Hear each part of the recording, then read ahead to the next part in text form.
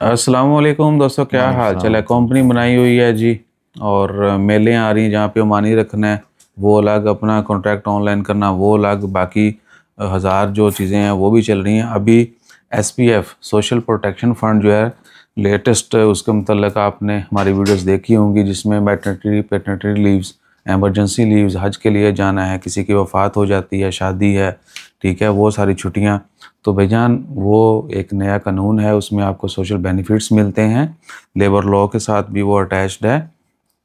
जिनके contract online हुए हुए हैं लेबर मिनिस्ट्री के साथ, उनके वो डायरेक्ट एम्प्लॉयर हैं, एम्प्लॉयज़ हैं अपनी कंपनी के साथ, ये नहीं कि थर्ड पार्टी काम कर रहे हैं। और उनका कॉन्ट्रैक्ट ऑनलाइन है, सारे उनके जो बेनिफिट्स हैं एज़ पर लेबर लॉ या जो उनका एग्रीमेंट है उसमें चीज़ें मेंशन की गई हैं। तो वो सारे भी इस फंड से लुत्फ़अंदोज़ कहने लगा जी, फ़ायदा उठा सकते हैं। तो जो आपकी कंपनी है वो फ़ंड पे भी करेगी गवर्नमेंट को, ठीक है। अभी छोटी मोटी कंपनियों को 10 15 20 रियाल का जो है मैसेज आता है पर मंथ के जी इतने जमा करवाएं। अगर आपने ये जमा ना करवाए तो आपके वो जुर्माने भी लगने हैं और बढ़ते रहने हर महीने, सही है ना। इस तरह का पेपर होता है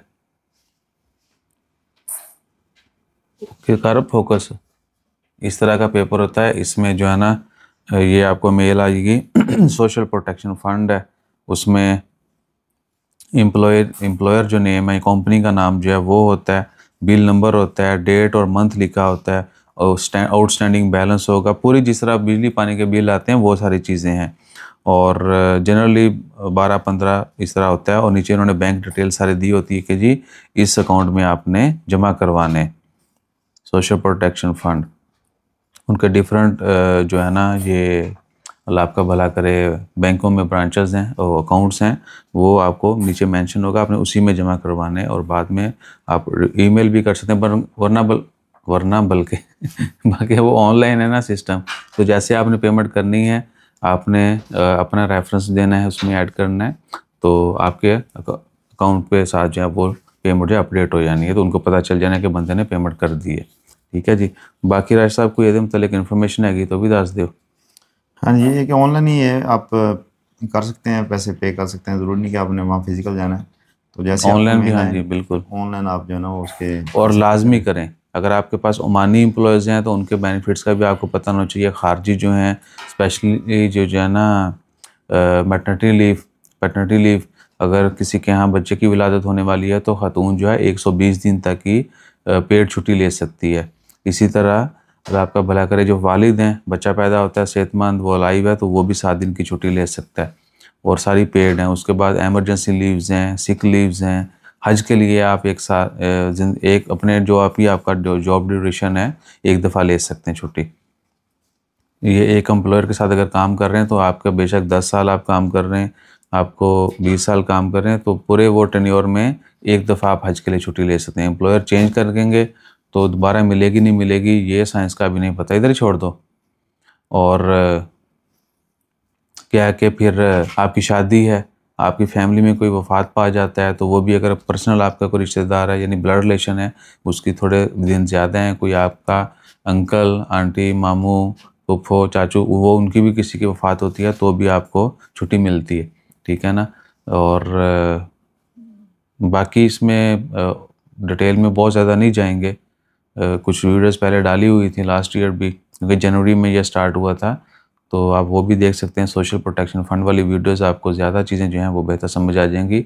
लेबर लॉ में कुछ तब्दीलियाँ हुई थी, वो देख लीजिएगा वीडियोस ओमान लेबर लॉ, तो आपका सारी कन्फ्यूजन दूर हो जाएगी। बाकी यही है कि जब भी आप कहीं पे कोई भी जॉब करते हैं तो आपने 200% मेक श्योर कर लेना है कि आपका जो कॉन्ट्रैक्ट है उसमें क्या क्या चीज़ें लिखी हुई हैं।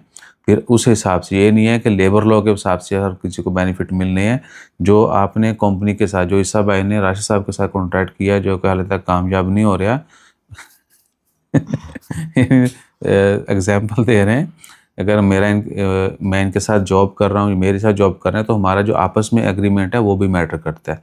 उसमें जो चीज़ें डिसाइड की जाएंगी, जो लिखी जाएंगी, वही जो है ना आपको फिर राइट्स मिलने हैं। और कुछ कंपनियां जो डायरेक्ट हायर करती हैं, उन्होंने लिखा होता है कि जी ये बेनिफिट सारा कुछ आपके एग्रीमेंट में, जॉब एग्रीमेंट में, और साथ उन्होंने कहीं कहीं ये भी लिखा होता है as per Oman labour law.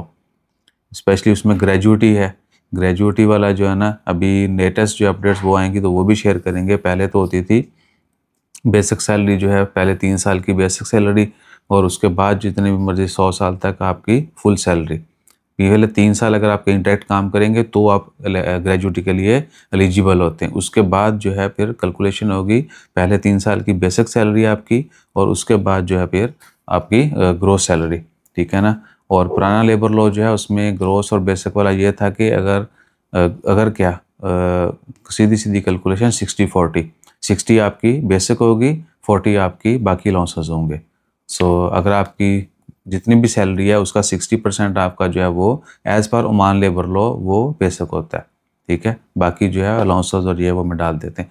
आपकी बेसिक कंपनी कम भी लिखती है, वो तुसी जाना तो कंपनी जाने, ठीक है। आप उसके ऊपर बहस ज़रूर करिएगा, क्योंकि फिर कंपनी बहुत कम लिखती बेसिक सैलरी, बाकी अलाउंसेस में ये वो में डाल देती, ताकि उनको कल को कोई पैसे देने भी पड़े, कोई क्लेम करता है तो बहुत माइनर से देने पड़े, ठीक है ना। तो अपना ख्याल रखिएगा, दुआ में याद रखिएगा, और हमारा ख्याल रखने के लिए like share subscribe follow comment करते रहें। ये इन्ना हकीकत नहीं आ सकती जिन्ना कैमरे अगे हंसते हैं। जज़ाकल्लाह, अल्लाह हाफिज़।